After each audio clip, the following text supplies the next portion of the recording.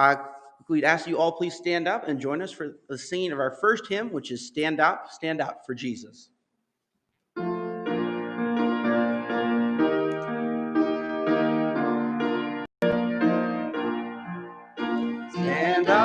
Stand up for Jesus, ye soldiers of the cross. Lift high his royal banner, it must not suffer loss.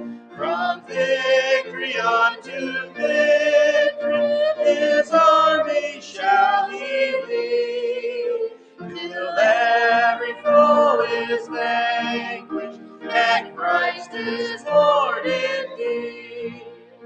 Stand up for Jesus, the trumpet call obey. For through the mighty conflict, in this his glorious day, he that a brave now serveth against unnumbered foes. Let courage rise with danger, and strength to strength oppose.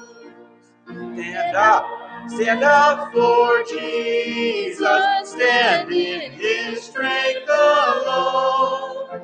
The arm of flesh will fail you, ye dare not trust your own. Put on the gospel armor, each piece put on with prayer. Where duty calls or danger, be ever wanting there. Stand up for Jesus, the strife will not be long. This day the noise of battle, the next the victor's song. To those who vanquished evil, a crown of life shall be. They with the King of glory shall reign eternally. All right, let's just say a word of prayer. Dear God, just thank you so much for this morning, the chance we have to gather together to sing your praises. And God, as we remember those who paid a sacrifice in years gone by, and they're still paying sacrifices today, God, we just want to thank you for the ultimate sacrifice that you provided, sending your Son that we could forever live with you if only we believe. God, just pray you bless our time together. We pray these things in your name. Amen. At this time, you may be seated, and I'll ask Isaac to come forward with the announcements.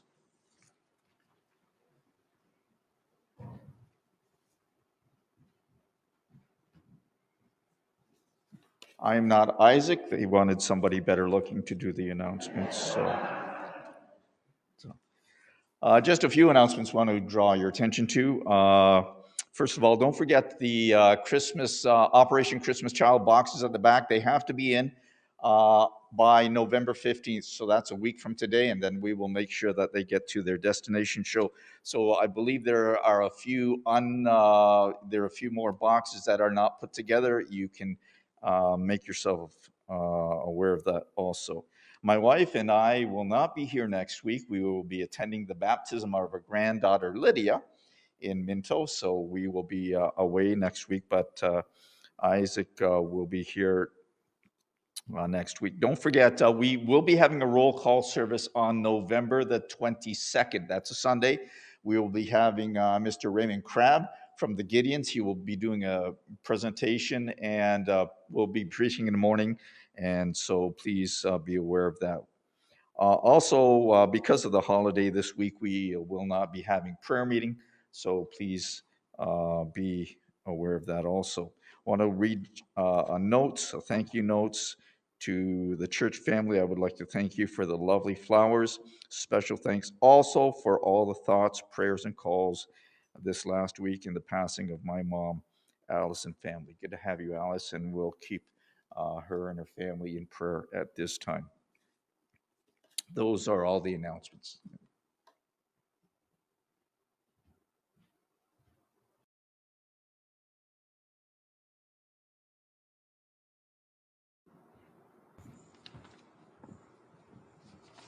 Good morning.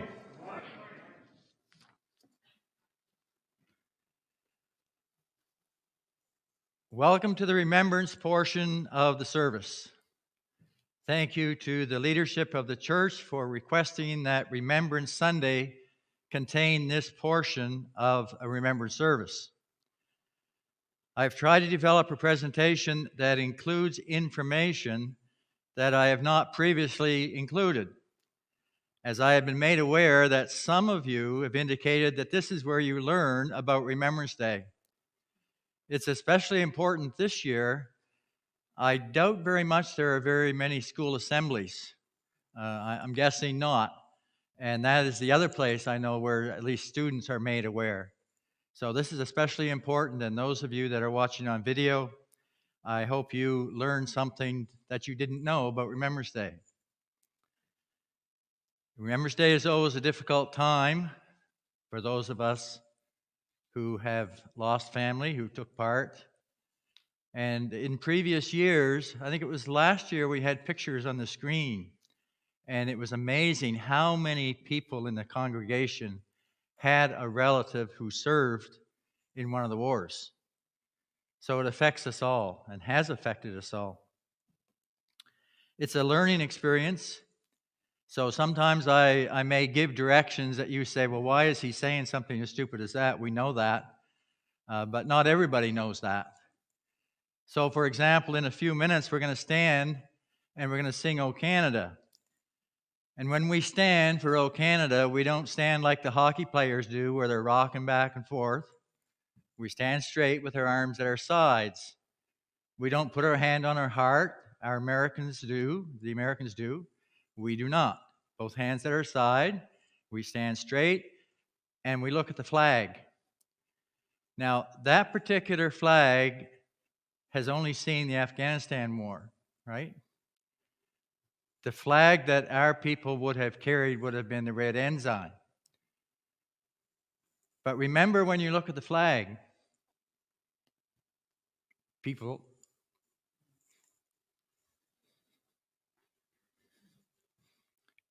died so we could have our own flag. Otherwise, we'd be looking at a German flag or a Nazi flag. So when you sing O Canada and you look at the flag, just think of that. Would you stand with me, please, as we sing O Canada?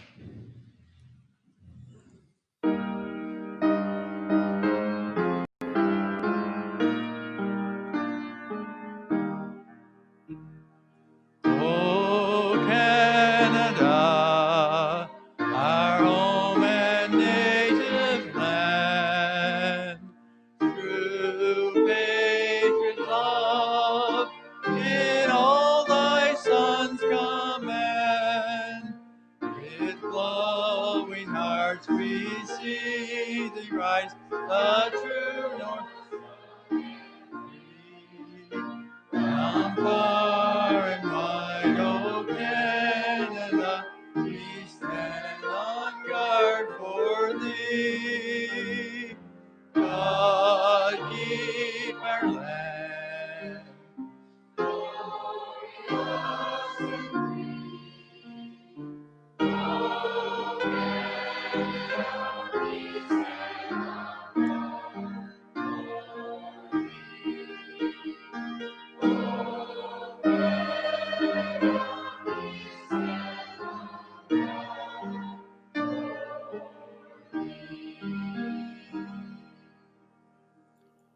Please be seated.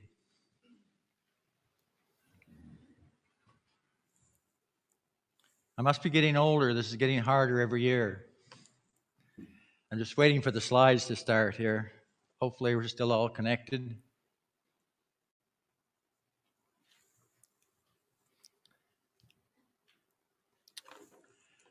Okay, now it's time for a little bit of history.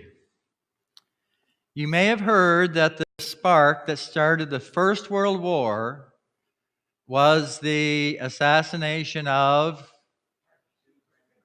Archduke Ferdinand in Sarajevo in Sarajevo. And so you might wonder, the only thing you know about Sarajevo is that the Winter Olympics took place there back a few years ago, a number of years ago. Now, I don't have much for a pointer, but I do have a laser level. And hopefully you can see it, but there's Sarajevo right there, okay? And this is a map of 1907. So a small spot like Sarajevo, Archduke Ferdinand and his wife being assassinated, how could that start a world war? Like, how could that happen? That doesn't make sense, does it? In a small spot like that, 2 people are killed, and it starts a world war. Get this going the right way. Oh, there we go. But the thing you have to remember is that at that period of time, the major countries, the largest countries, had empires, right? And Canada was part of the British Empire. And it has been said, or was said at the time, that the sun never set on the British Empire because they had countries around the globe. They had colonies around the globe. The sun was always shining on British soil. That's how big their empire was. Well, they weren't the only ones who had empires. Now, as you can see here, I hope, in the green, you have Germany. Germany, friends with Austria-Hungary. Also on the same side, if we want to call it that, down here we have Bulgaria, and then we have Gallipoli, and the Ottoman Empire that is now stretching into close to Persia and Arabia. That's one side. Then you have on the other side, you have Great Britain and all of her colonies. Coming off my ear here. Great Britain and all of her colonies. You have Ireland. You have France.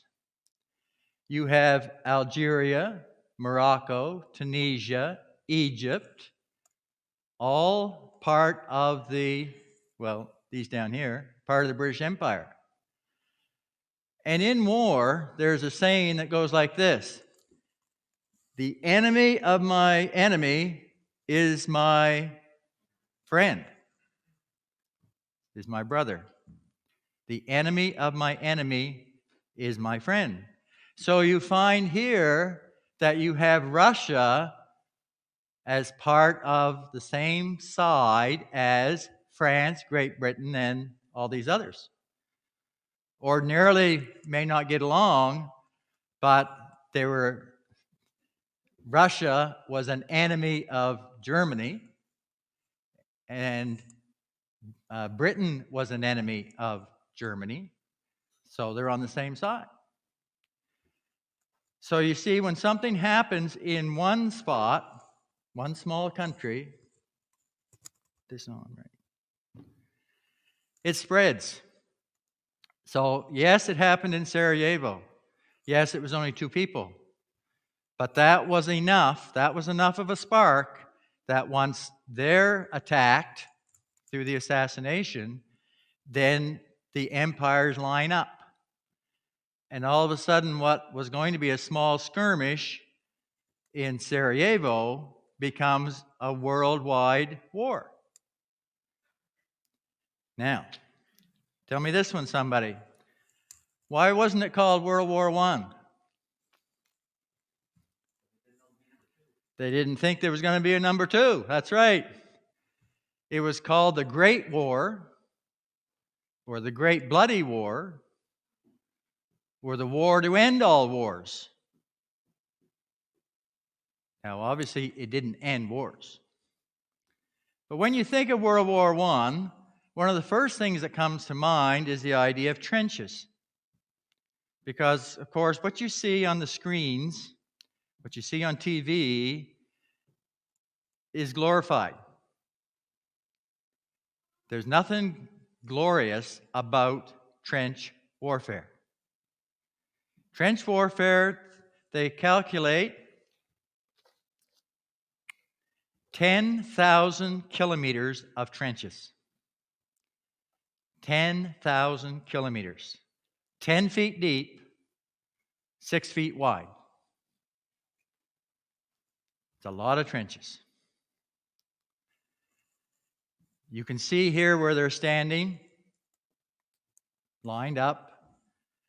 Not very many long stretches. We've been fortunate enough to visit some of these. There'd be a stretch from here to the window, and then there'd be a turn. Why is that? Why can't they stick in straight lines?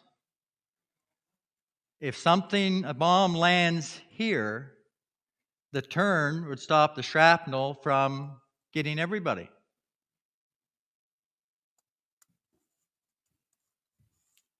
It was wet. It was cold. I got a weather report for there this morning.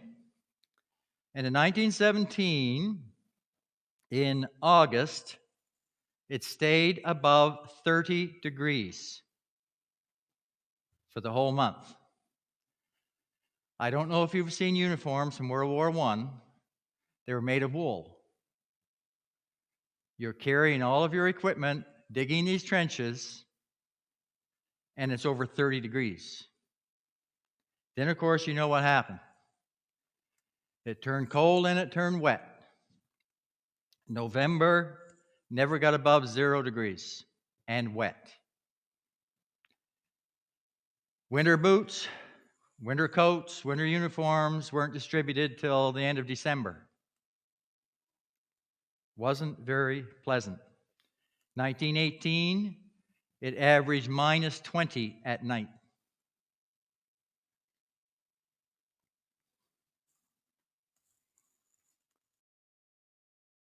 I read this morning, if you can imagine the mud, that they figure that the British Empire lost 20,000 soldiers due to the mud. Trench foot, it was called. Their feet were always wet. They got infected. They lost 20,000 people just because of the mud. It's hard to imagine, but you get an idea there.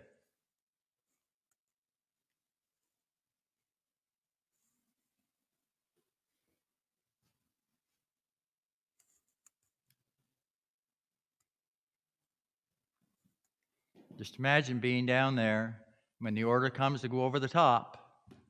Up the ladder you go and over the top. With a good arm, you could throw to the other side. It wasn't very far. And of course, there was barbed wire in between.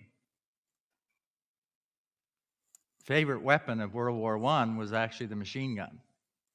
You can understand why.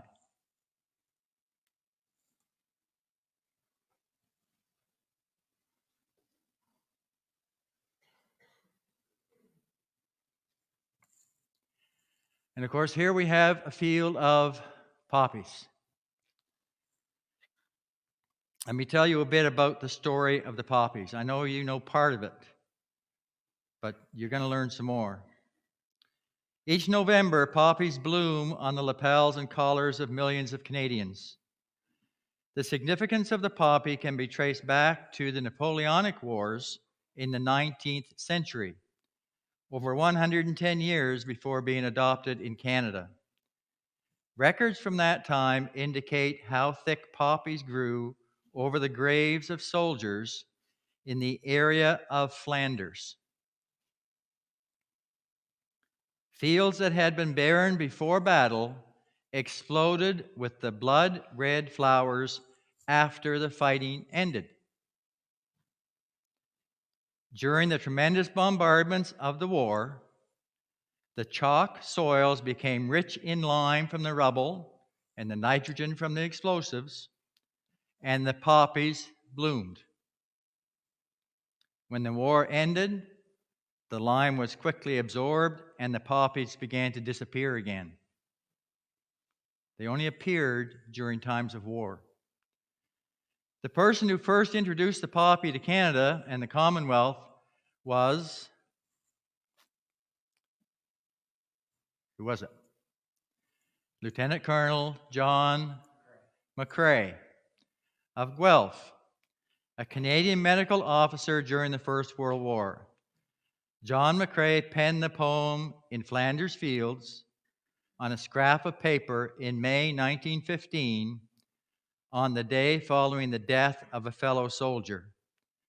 Little did he know that those 13 lines would become enshrined in the hearts and minds of all who would wear them.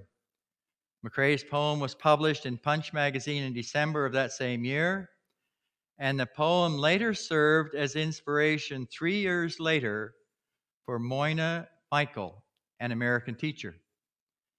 Moyna Michael made a pledge to always wear a poppy as a sign of remembrance. During a visit to the United States in 1920, a French woman named Madame Guérin learned of the custom. Madame Guérin decided to make and sell poppies to raise money for children in war-torn areas of France. The Great War Veterans Association in Canada, later to become the Canadian Legion, officially adopted the poppy as its flower of remembrance on July 5th, 1921. Today, the poppy is worn each year during the remembrance period to honor Canada's fallen.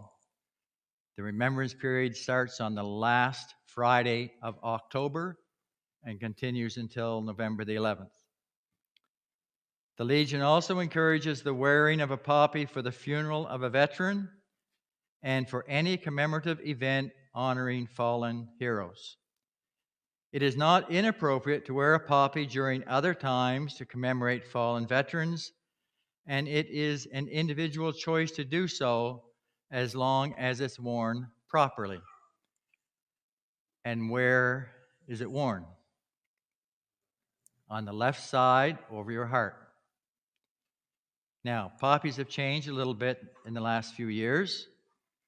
The one I'm wearing was bought in London. It has an addition that yours doesn't. It has the red, which signifies blood. It has the black. Yours has a black center. Mine also has black on it. Black signifying death. And originally, and in some places, it still has a green. And the green is supposed to be worn at the 11 o'clock position. And the green signifies hope, new life.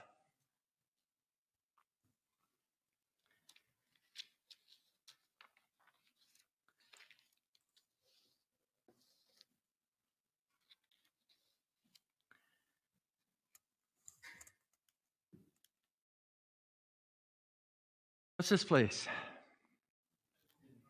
Vimy, that's right.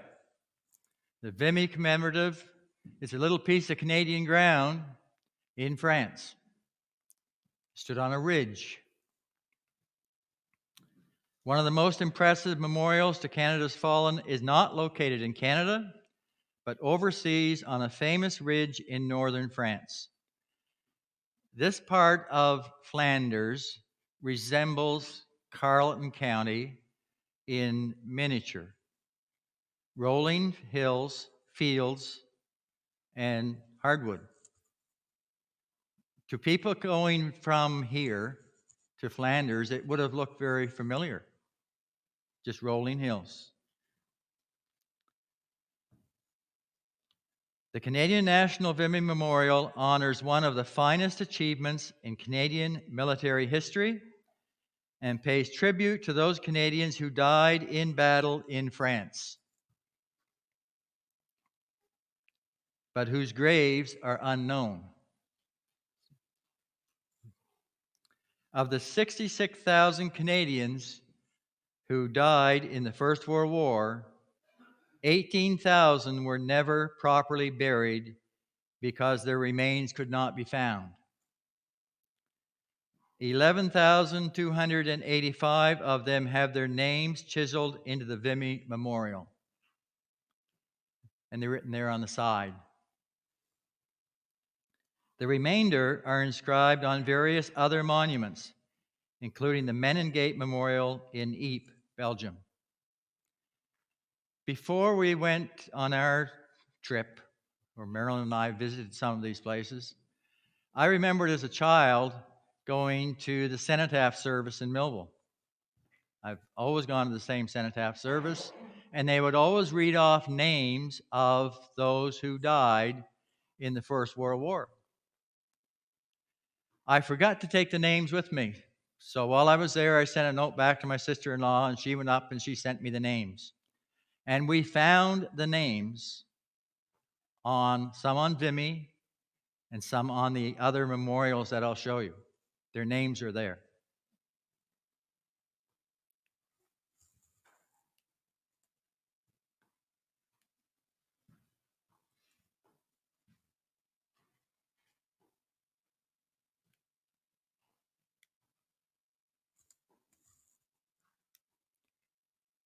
There we go. Now, this one looks a little bit different. Doesn't look much like a memorial. What do you see on that one? A caribou. Caribou is a symbol for Newfoundland. Newfoundland was not part of Canada until 1949. So Newfoundland had its own regiment. Newfoundland had 780 soldiers in their regiment. 20 minutes later, they had 68. That's all. And so they were allowed to build their own monument in Beaumont-Hamel. And this is their monument.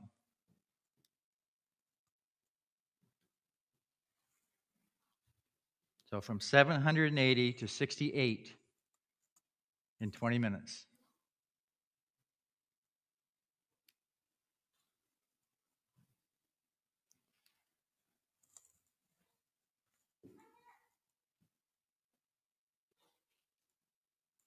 And a sign that says where Newfoundland is. It was only after that that those remaining joined the Canadian regiments because they didn't have enough people left to form their own. And where's this one? Another great battle in the First World War. This one is at the Somme. And these places are just a few miles apart. Okay, they're not very far apart.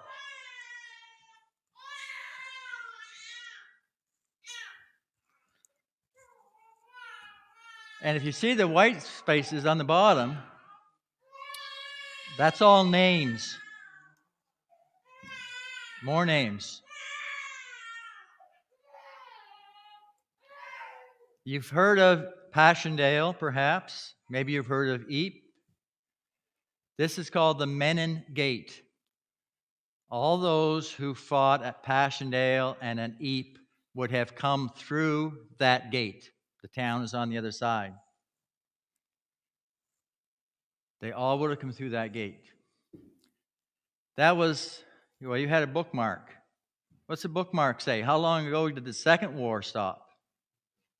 75 years ago. And then you got to go back more than that to 1918 when the First War stopped. Every night at sunset, they play the last post. Every night. They don't forget.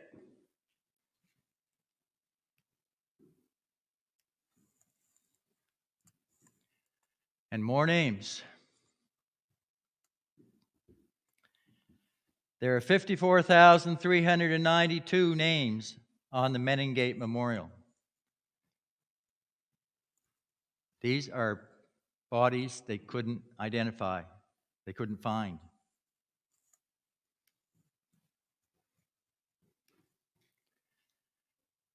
Sometimes they could identify the bodies. Here we have 3 together. They knew there were 3 people in that foxhole, but they couldn't tell which was which. So the 3 stones are together.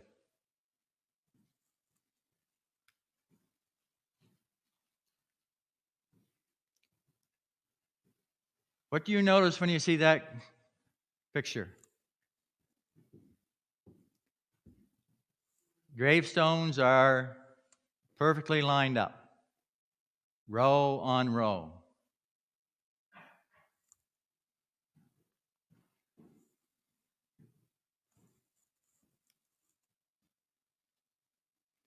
Faith, would you come up, please, and read for us?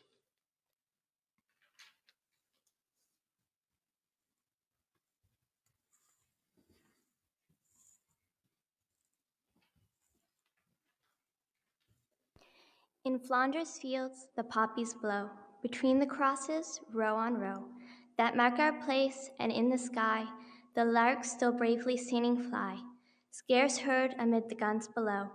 We are the dead. Short days ago we lived, felt dawn, saw the sunset glow, loved and were loved, and now we lie in Flanders fields.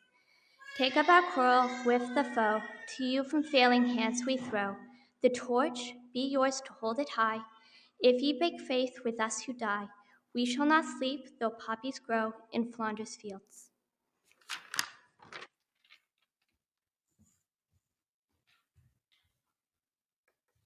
Thank you, Faith.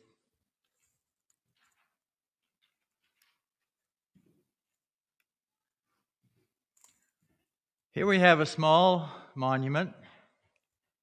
It's called the Grieving Soldier or the Weeping Soldier.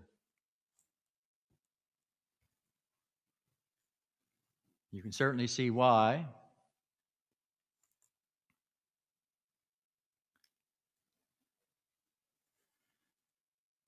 This is a special spot because this column marks the battlefield where 18,000 Canadians on the British left withstood the first German gas attacks, the 22nd, 24th of April, 1915. 2,000 fell and lie buried nearby. The first gas attack.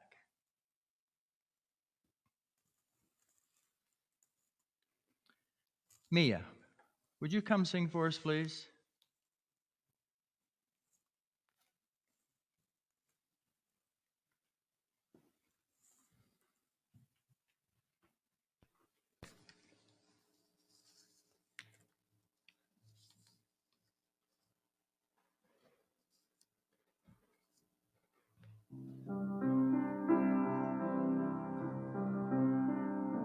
In Flanders fields the poppies blow, between the crosses row on row, that mark our place, and in the sky the larks still bravely singing fly, scarce heard amid the guns below.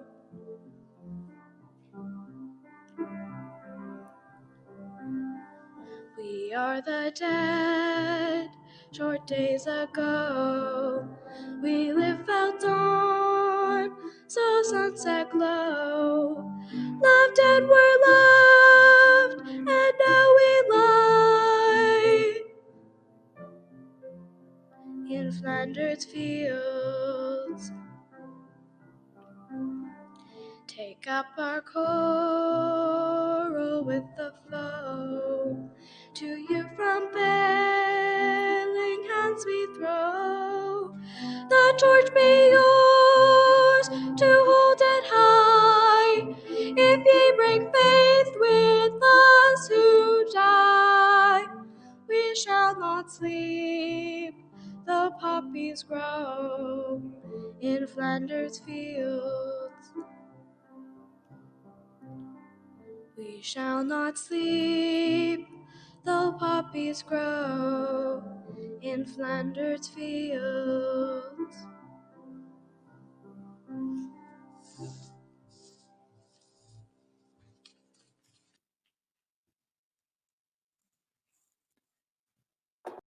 Thank you, Mia.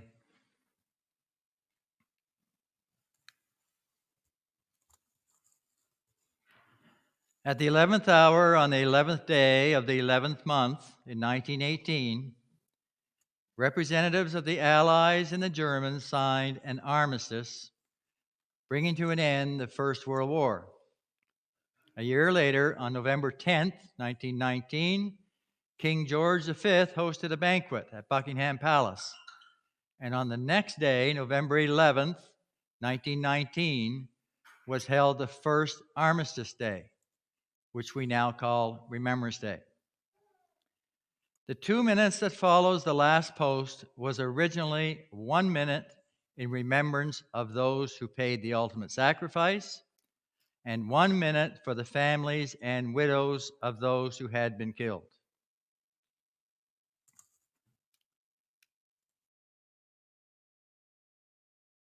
And what came next? World War II, 1939 to 1945. Again, you find countries joined together. They banded together. Now, this map is a little bit different. It looks a lot, perhaps, like our map this day. But you notice that France is a different color. And you'll notice that these are different colors, and Finland and Norway. That wasn't because they were part of the same empire.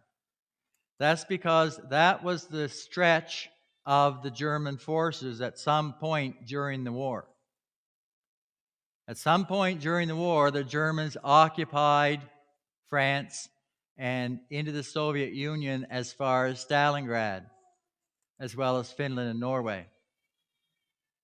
So even though a small country, they occupied a great deal. Now, between France and Germany,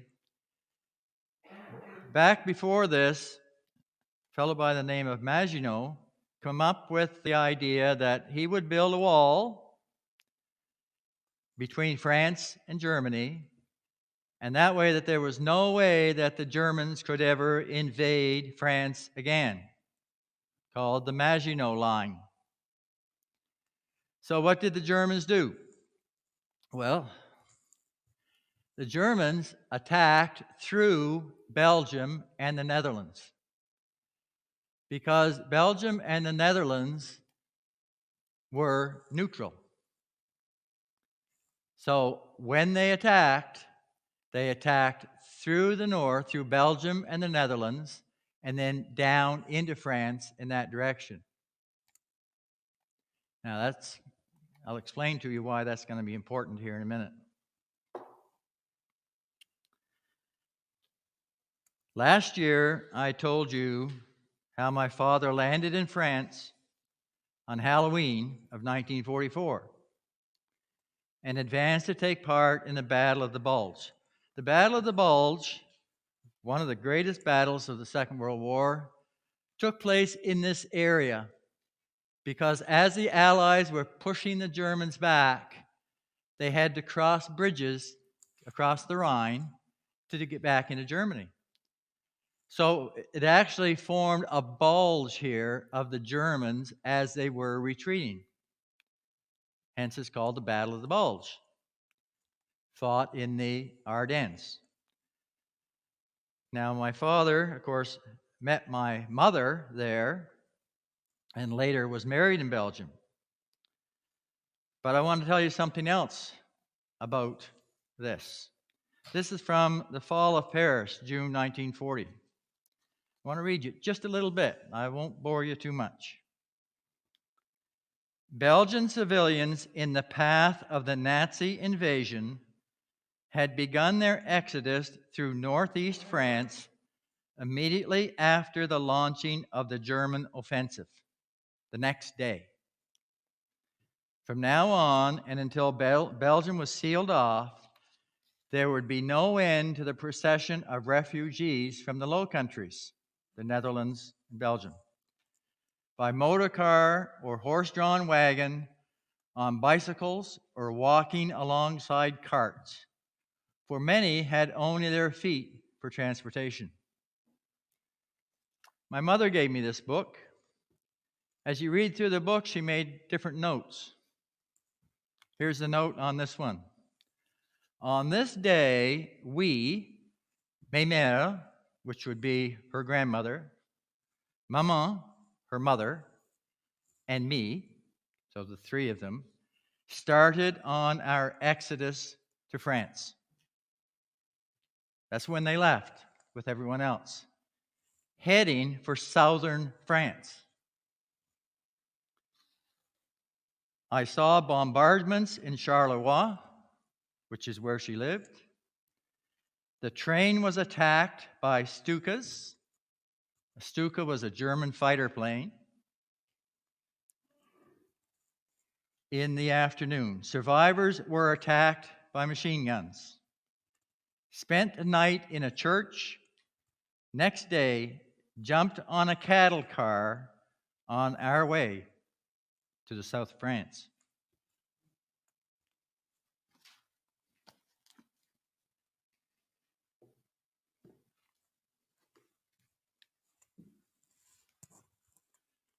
Jenny, would you come for us, please?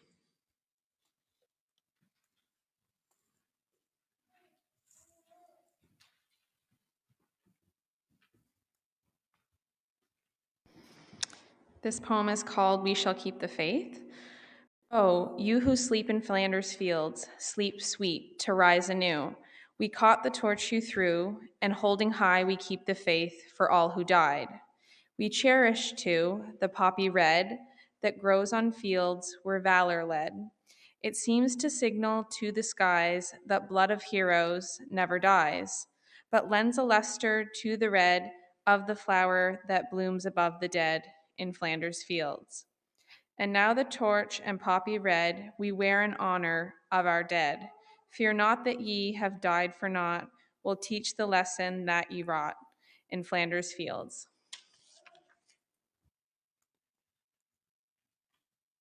Thank you, Jenny. And that was written by the teacher who, what was her name? Moina Michael. She made a pledge to always wear a poppy as a sign of remembrance, and she actually wrote that poem.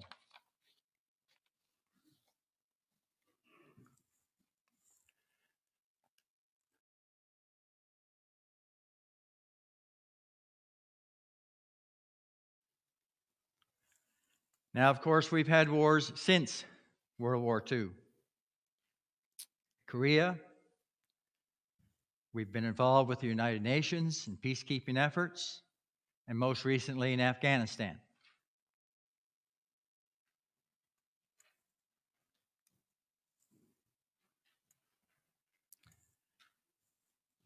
Rebecca, would you play a song for us, please? Unfortunately, she's not going to be on the video, but you'll be able to hear her.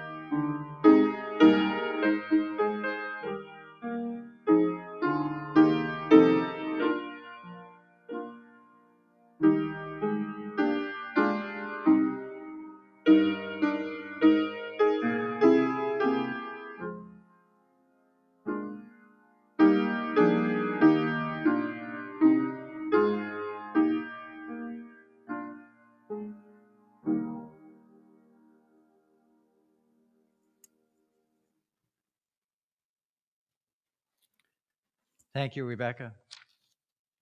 We now move to the portion with the last post, the bugle call that signifies the end of the day, and which, by the way, also gave those wounded and stranded in no man's land between the two sides a direction for safety. We then have a minute of absolute silence. That will be 2 minutes on the 11th. 2 minutes of absolute silence. Let's suppose for a moment that we took 1 minute of silence for each person who died. World War I, 66,573. World War II, 44,927. The Korean War, 516. Afghanistan, 160. And of course, we have to add Newfoundland, 1,593 from World War I and 704 from World War II. I know you did the math in your head. 114,473. If we took 1 minute for each, that's 1,908 hours or 79 and a half days. We'd be standing here until January the 27th if we took 1 minute for each. So really, 2 minutes on November the 11th is just a pittance of time. Just a short video for you.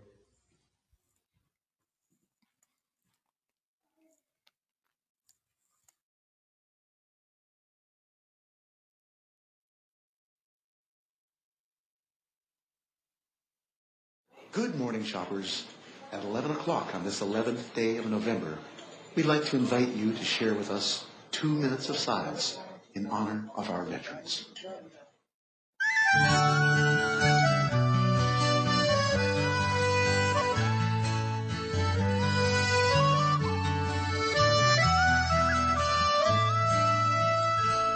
They fought and some died for their homeland. They fought and some died, now it's our land. Look at his little child, there's no fear in her eyes.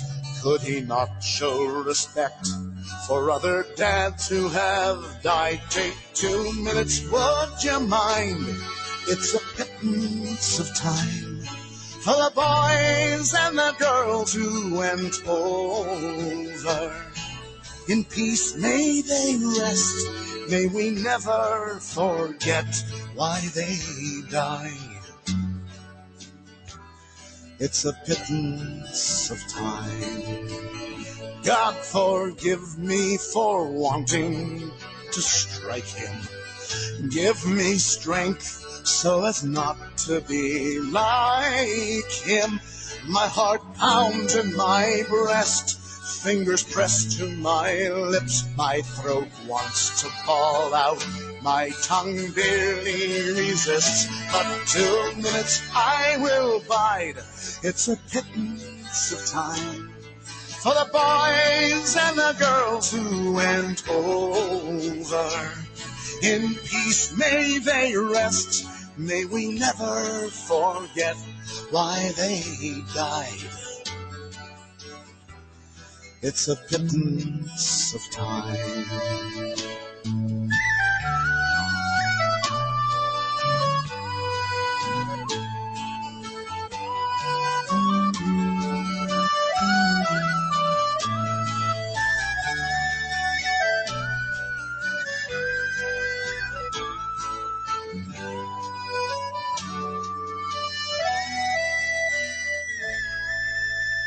Read the letters and poems of the heroes at home. They have casualties, battles, and fears of their own.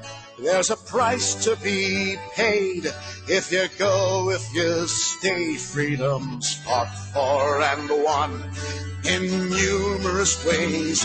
Take 2 minutes, would you mind? It's a pittance of time for the boys and the girls all over. May we never forget our young become vets at the end of the line. It's a pittance of time. It takes courage to fight in your own war. It takes courage to fight someone else's war. Our peacekeepers tell of their own living hell. They bring hope to foreign lands that hate mongers can't kill. Take 2 minutes, would you mind? It's a pittance of time for the boys and the girls who go over. In peacetime our best still don battle dress and lay their lives on the line. It's a pittance of time. In peace may they rest, lest we forget why they died. Take a pittance of time.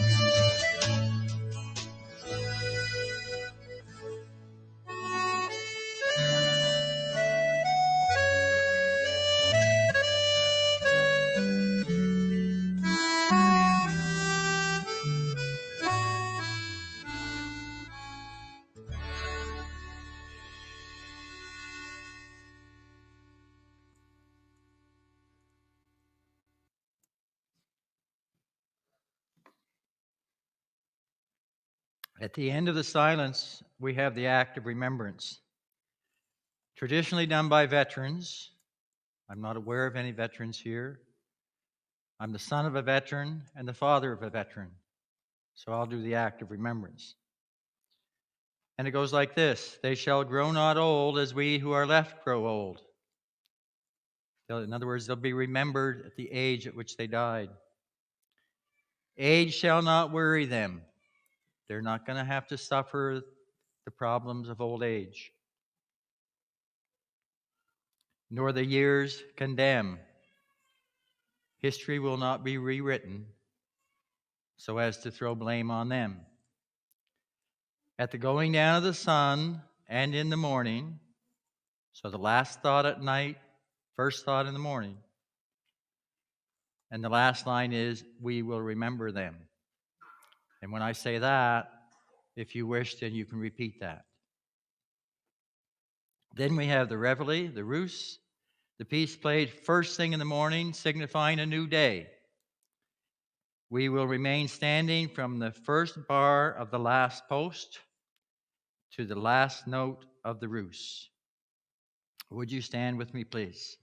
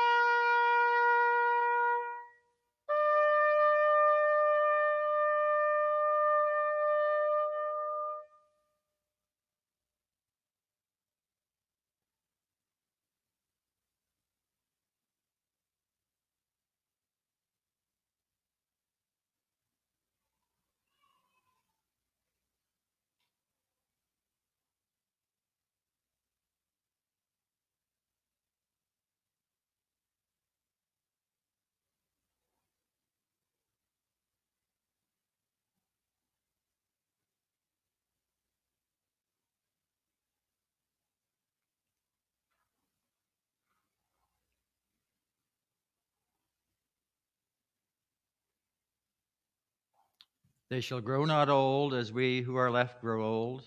Age shall not weary them, for the years condemn. At the going down of the sun and in the morning, we will remember them.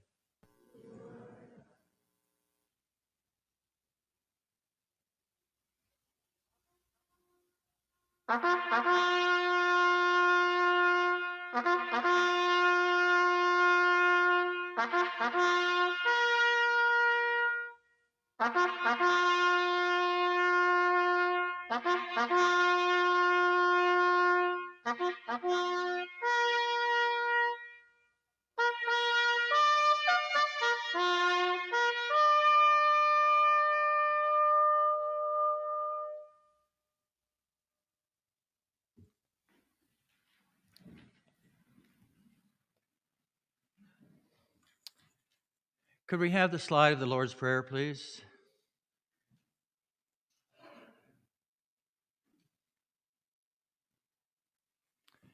As a church family, could we say the Lord's Prayer together?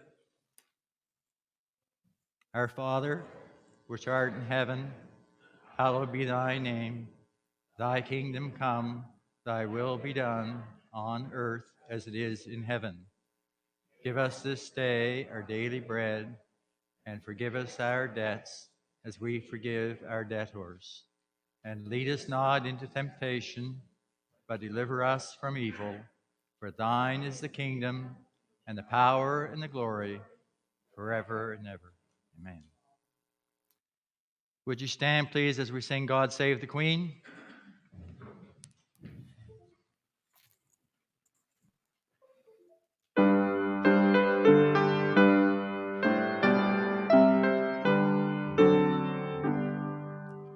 God save our gracious Queen, long live our noble Queen. God save the Queen. Send her victorious, happy and glorious, long to reign over us. God save the Queen. Thank you. Please be seated. Barb or Will, thank you for your attention.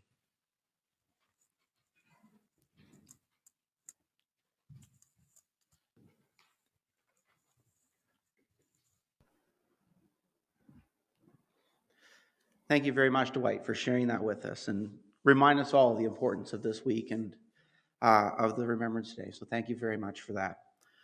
At this time, we'd like to conclude our service with the singing of one more hymn. So could you please rise? We're singing Onward, Christian Soldiers.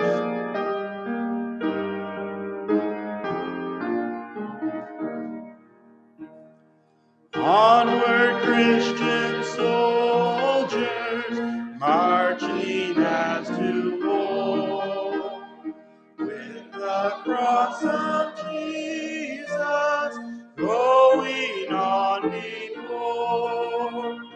Christ the royal master leads against the foe, forward into battle, see his banner go.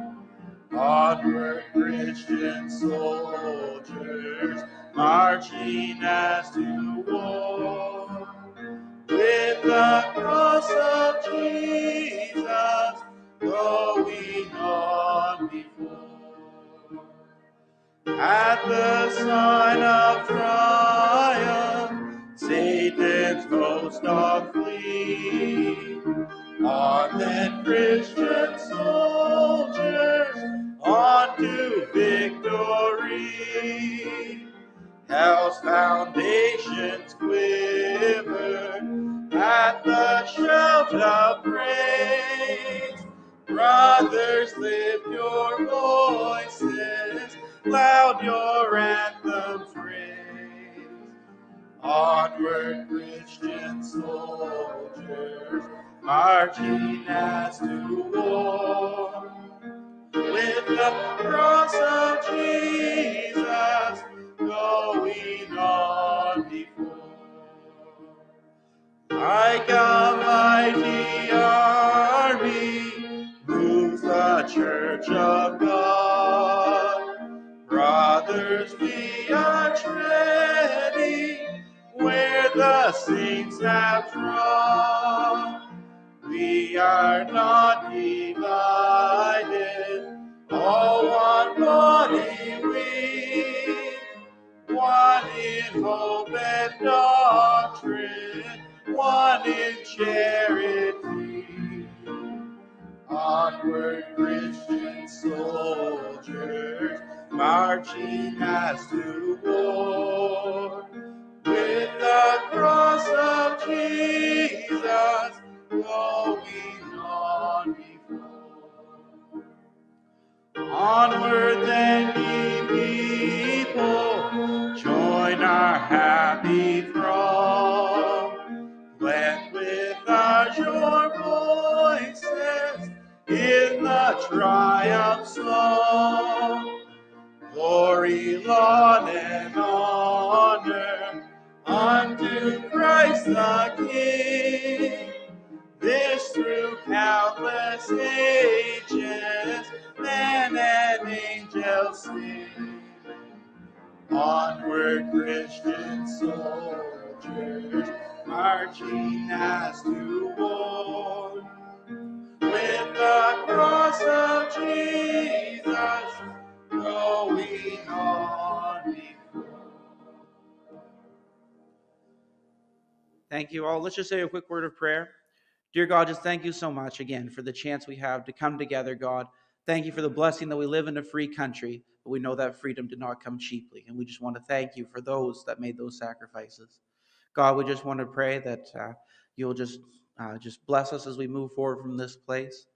And God, just help us to remember again that you made that ultimate sacrifice that we can have life in you. We pray these things in your name. Amen.